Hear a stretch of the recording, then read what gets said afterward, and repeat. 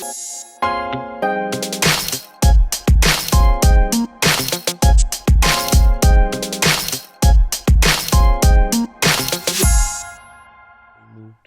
it sounds like it's divine. It's like it's out of your control, right? You do what you can control, which is, blocking out your times, following the schedule. You follow your schedule, and then, like you said, you then start to attract people who also respect their time and their schedules. And exactly. So we just align ourselves with each other.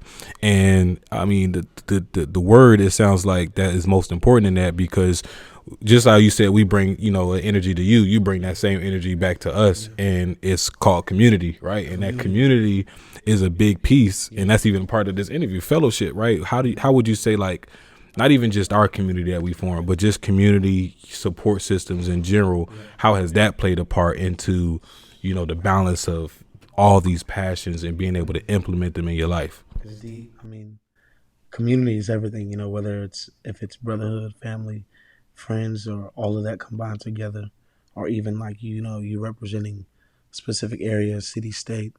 I think community is huge. And, I think where I first really understood the power of community was at Morehouse. But I understood the power of community at Morehouse because Martin Luther King used to always talk about, I had to study Martin Luther King at Morehouse. I kind of like took on his ideologies that he used to stand on and preach back in the day about like community. And when you even think about, what he was doing back in the day, using media to kind of tell the truth on what was going on in certain issues in the world. But then, that media, he used it as a way to kind of like, get to people emotionally so they can come and march with them and then cause change. So, even just think about how he understood community and media back then. I think now it's a powerful thing that we study his ideologies, because I think that's how we can promote community and change now, not only through social media, but now in specific figures becoming the top, in or on social media. So we're promoting like goodness. But I know I'm getting all over the place. It's a little deep, but when you really think about it, have you seen the movie Selma? Yeah, it was a while ago. I seen it.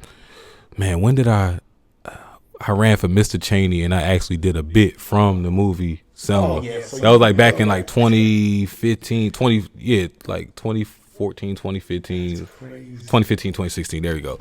So yeah. I seen it a while ago. That's one of my favorite films because it directly depicts the power of the image. And if you notice, they were trying to get voting rights in Selma, Alabama. And, in order for them to do that, they had to go and protest. But it wasn't really the protest that was important. It was capturing the protest that was important, because that's what they needed as fuel to get to the white pastors and preachers up north emotionally, so they could come down and also promote voting rights for black people.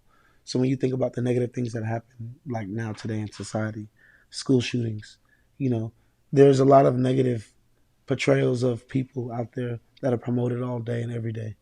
And if we're able to become those top figures and promote like more so positivity, you could definitely cause change through, what we see. Because when you connect with people emotionally through, film and footage, you start to change their perceptions. And so, I think that's the power of not only what King was talking about, but like what we're supposed to do now with the same ideology. We all have the ability to share something on social media, and in seconds, people can see it and be affected on a global scale, which is crazy. Kim K posted anything. She got up on 139 mil. Yeah, it's getting seen. But then again, at the same time, I can be the devil's advocate and say none of it matters because, my Instagram got deleted today. Bro, that was that when you said it, you said it in an underwhelming tone where I knew how you really felt, right? But the way you said it, it didn't depict any kind of like frustration, but like, bro, like to be honest, man, how did that feel, man? Because that's a hurt piece. Like you got 20K followers and a lot of content on there. there's a feeling of sadness and loss, but then when I understand after not having it already just for 8 hours, I've been so much more focused on doing things that I need to do in my daily life, and I think also that we can become deeply affected by seeking attraction through just social media, pictures and videos, of course from others, but I think it's a good reset as well because now I'm able to refocus. And it's funny, the only page that popped up now on my Instagram, because I have like many accounts, but the only account that it like let me is it's letting me use is my new fitness page, Heroes. And so I think that's kind of like it's deeper than what's happening right now, you know. And I think what I'm supposed to do is like I am supposed to reset anyway, because there might have been a distraction, you know, from the purpose that I'm supposed to have on this world. And so all I know is that, through this, I'm getting closer to the purpose that, I have for the world.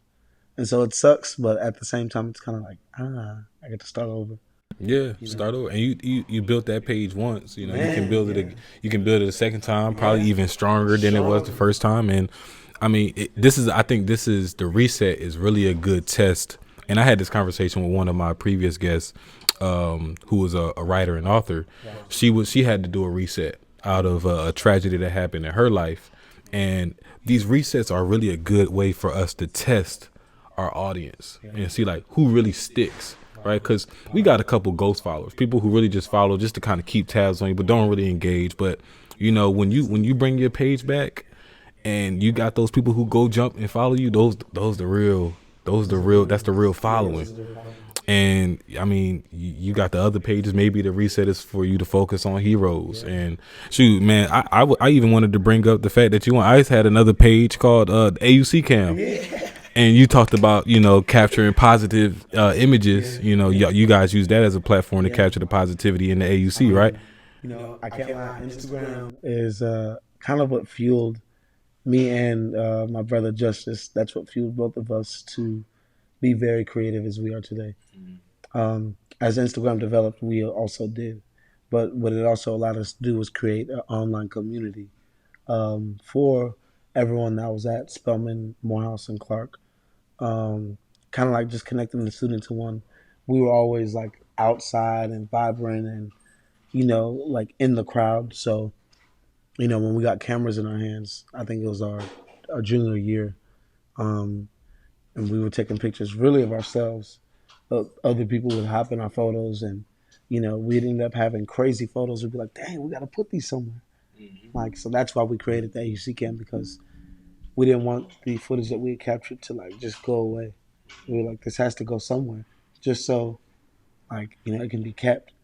Like, and then shoot, we need this. People need to see this, and then oh shoot, we need to tag these people. You know, and that was back in the day when Instagram you couldn't even click on the photo to see like who was tagged. You just had to write the tag in there. Oh yeah, you just had to You tag everybody in the remember caption. that? Yeah, Yeah. man, things change. There's so much like people don't remember. In 2015, Instagram implemented the videos on their platform, and so that's what got us to get into video. Was Instagram enabling video, and it wasn't even videos where you could upload. You could only record videos off the actual Instagram like app itself.